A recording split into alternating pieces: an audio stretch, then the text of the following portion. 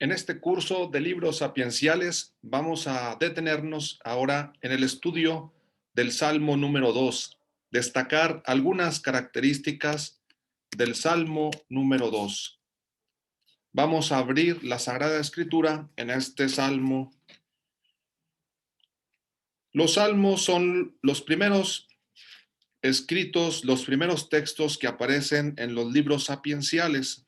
Algunos, es verdad, los consideran como poesía, historias, narraciones de alguna forma acomodadas, en algunos casos en forma de estrofas. Luis Alonso Cheque, el gran estudioso de los salmos, nos presenta una estructura también literaria destacada, características de la poesía hebrea.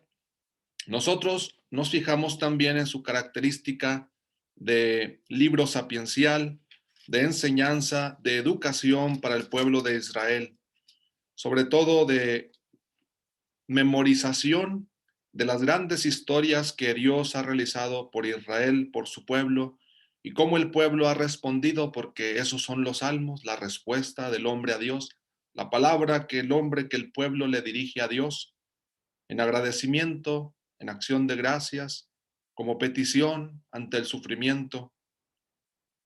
El Salmo 2 aparece relacionado con el mesianismo. Por lo tanto, esa es la característica a destacar. Vamos a hablar del Salmo 2 como un salmo mesiánico. Esto significa que aparece un personaje importante para la vida del pueblo de Israel llamado el Mesías. El Salmo 2 dice así: ¿por qué se amotinan las naciones y los pueblos planean en vano? Se rebelan los reyes del mundo y los príncipes conspiran juntos contra el Señor y contra su ungido. Aparece aquí la palabra ungido, un sinónimo de Mesías. Esto debido al verbo hebreo que tiene que ver precisamente con una unción, sobre todo la sucedida o la que acontecía con los reyes. Cuando eran elegidos reyes, eran ungidos, por lo tanto eran considerados Mesías. Y más adelante, la tradición de Israel generaría una esperanza todavía mayor en un Mesías definitivo. Para los cristianos, Jesús de Nazaret. La característica a mencionar en el versículo 2 es que se une el ungido con el Señor, es decir, hay una vinculación entre Dios y el Mesías.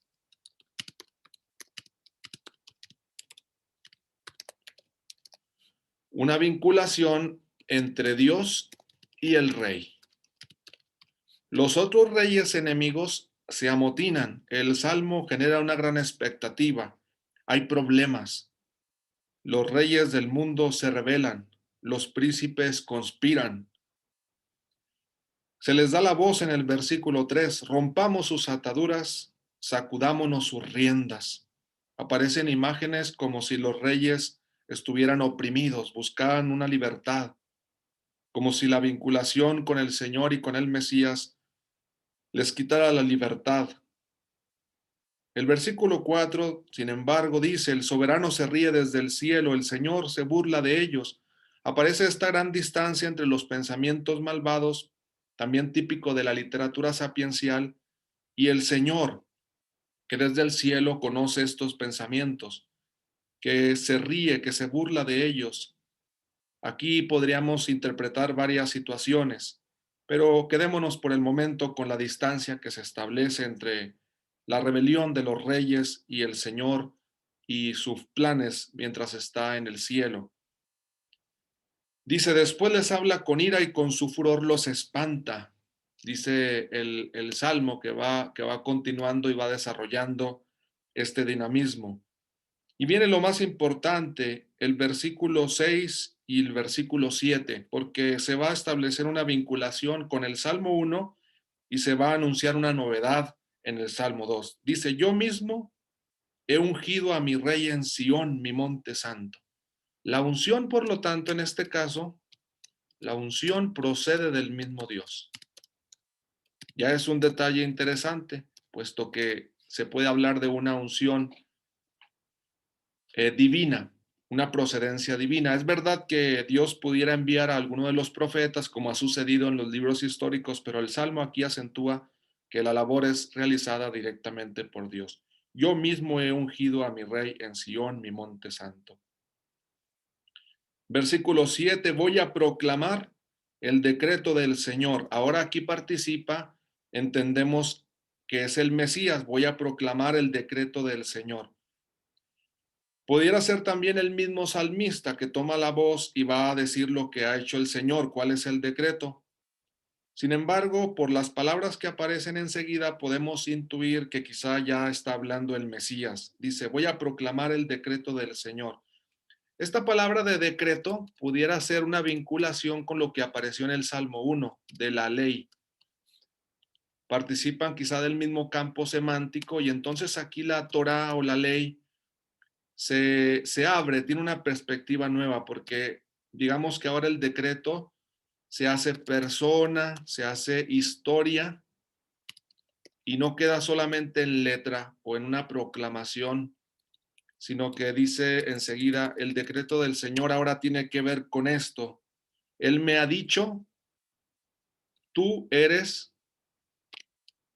tú eres, pueden ustedes ahí checar en su Sagrada Escritura, en el versículo 7, tú eres mi hijo.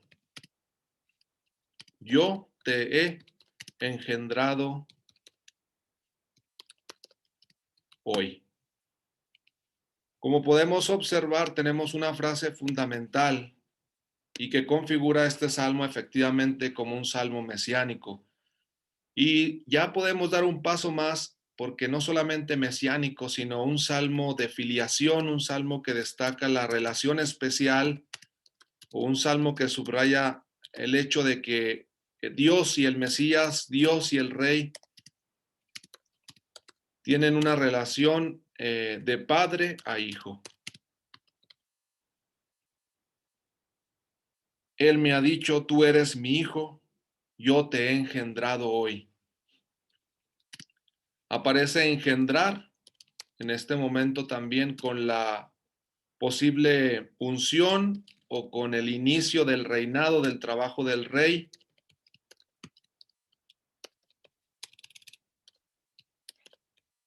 Que más adelante en la reflexión cristiana tendrá una reflexión todavía más teológica para explicar la relación entre el Señor, entre Jesús, entre el Hijo de Dios y el Padre, ya en una reflexión más trinitaria. Aquí, por lo tanto, este salmo da pie a pensar desde el Salmo 2 algunos elementos que se desarrollarán posteriormente en la tradición, gracias a su aparición de varias citas de este salmo en el Nuevo Testamento. Finalmente, este salmo, con aspectos también de la literatura sapiencial, termina diciendo, y ahora reyes sean prudentes, versículo 10, aprendan gobernantes de la tierra, sirvan al Señor con temor, temblando ríndanle homenaje, no sea que pierdan el camino si llega a encenderse su ira. Dichosos los que se refugian en él. El salmo termina con una invitación, una exhortación a la prudencia, a la sabiduría, a descubrir en definitiva que Dios y el Mesías ofrecen un sentido de paz y de justicia, al menos para el mundo, al menos como se plantea en este Salmo 2. Más que separarnos, más que romper las ataduras que pueden parecer en principio agobiantes, eliminadoras de toda libertad, el Salmo 2 vuelve a plantear el reto de la vinculación con el Señor, el Mesías, y también proclama una dicha y una felicidad que se puede encontrar cuando los reyes, cuando los lectores de los salmos se refugian en Dios, porque hoy obviamente el salmo tiene muchos más destinatarios que los que tenía originalmente. Y el lector que se acerca a ellos en oración o en estudio también participa y está invitado a ser también prudente y a conseguir la dicha refugiándose en el Señor.